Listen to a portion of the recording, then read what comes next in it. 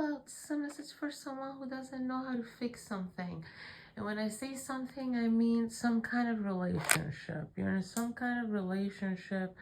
Maybe it's a friendship, maybe it's a family relation where things have taken a turn for the worse.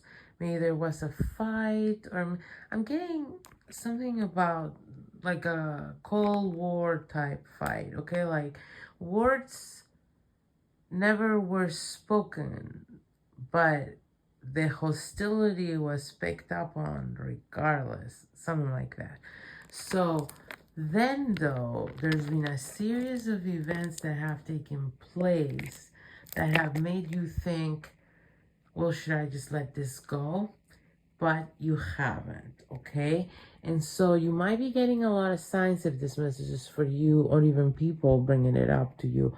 Hey, have you checked on so-and-so? Because whatever happened to them. And you're like, plain dumb, okay? And the reality is, you know you should get over whatever petty thing is taking place between you guys, but you don't want to.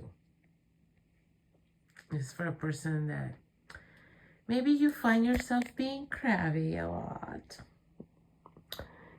Maybe you're grumpy. Okay, it's funny the messages I get. I feel like this is a message for someone who gets quite grumpy. Someone who gets quite crabby. And it's not, okay, you know, I've been talking in the last two videos how I'm always in pain and this and that. It's not because of that. You don't even know why you're so crabby. Okay, so if this message is for you, it's not like you're in pain and so you're crabby. No. You're just crabby, okay?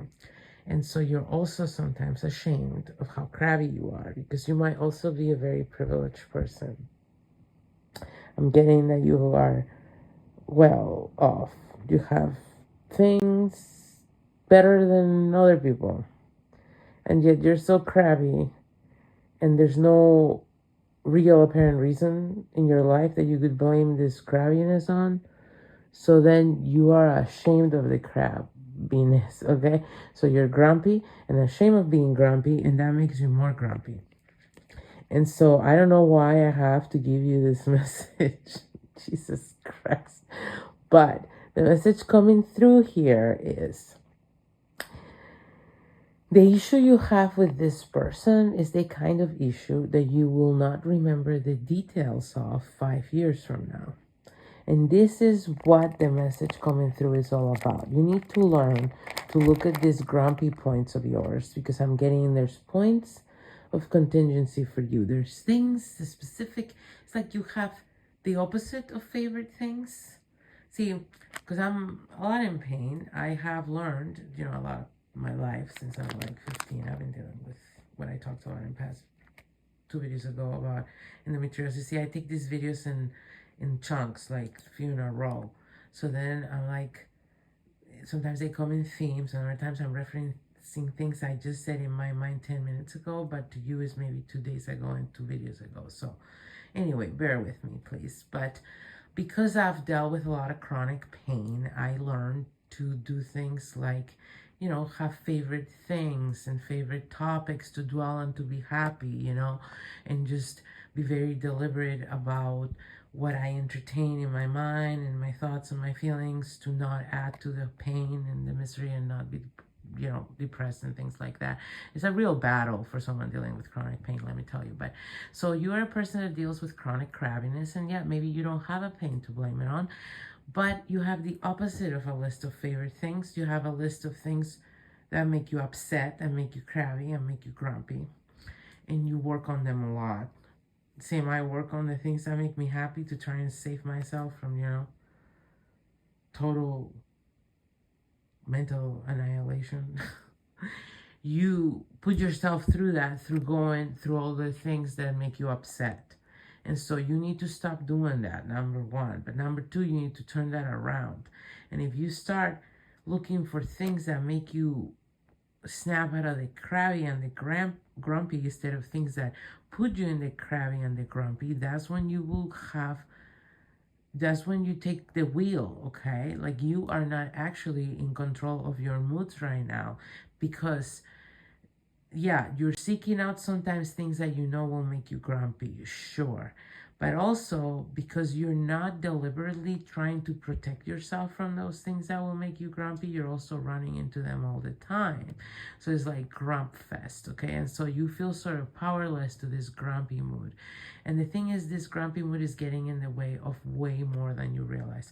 For one, this relationship, right? That is just one example. I'm getting this happens to you in many relationships when you get in petty arguments that you don't really know what they were really about, like say 2 weeks after. Okay, so the message I've been getting specifically is you need to apply that one trick. That one, I don't know where I heard it. I heard it many, many years ago, and I've been applying it ever since. Anytime you have a grievance with someone, think, will this matter a month from now? Will this matter a year from now? And then will this matter 5 years from now? It's only worth fighting about if it will matter 5 years from now. Or if it will, if it will matter in the future, basically. Okay? There's many things that are just not worth it. Not worth the pain and the grief we put ourselves and other people through. What I'm getting right now is whatever's happening with this person in your life that you're in a conflict with, it's actually it's playing a catalyst role of trying to wake you up to this fact of what's important in life. There's something important in life going with this person that you actually care about. But because you're so grumpy and so focused on this petty argument with them that you might not even right now remember exactly what it's about. Even right now, even if it only happened a couple weeks ago, I'm getting very distinctly that you lose track of details. You lose track of why were you so grumpy. You just hold on to the grumpy because the grumpy is a constant in your life. And it's a constant in your life because of the process I described previously, in which you get yourself in these rampages of things you don't like, and then you're not deliberate about avoiding things that will make you grumpy, and you more so like just run right into them or instigate them yourself or choose to dwell on them. And so for all those reasons, you're keeping yourself trapped in this grumpy echo chamber that doesn't allow you to see what's truly important in life. When you have values that go out the window when you're so swept away by these crabby moods. And this is not the first time you think about this. If this message is for you, you have thought about that before. About the fact that you get swept away by crabbiness and the things you actually care about, your true values. You don't honor those the way you should because you get caught up in I was angry, I was upset, I was crabby, I was grumpy. Okay? So this is kind of about taking your life back in a way. Taking it back from the grumpy monster, okay? You can call it that.